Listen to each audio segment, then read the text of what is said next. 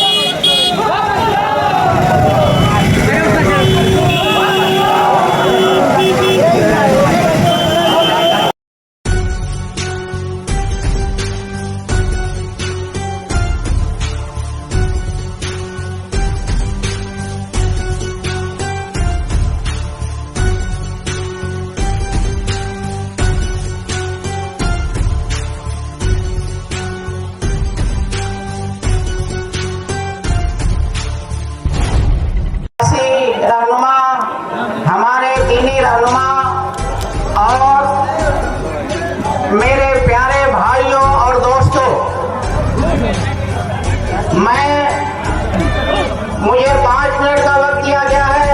मैं कोशिश करूंगा अपनी बात वक्त के अंदर खत्म करूं। एक कन्फ्यूजन अपनों के बीच में अपने बन करके लोग पैदा करते हैं कि ये वक्फ, लफ्ज़ वक्फ जो है ये कुरान हदीस में नहीं है। मैंने उस मुनासबत से उलमा किराम तशरीफ रखते हैं आयत पढ़ी है, सूरह आल इमरान सूरह नंबर 3 आयत नंबर 92 जाकर के पढ़िएगा। चौथा पारा की शुरुआत किसी से होती है, लन तनालुल बिर्रा हत्ता तुनफिकू, नेकी को तुम हरगिज नहीं पाओगे यहाँ तक कि अपनी महबूब चीजों को अल्लाह की राह में खर्च करो।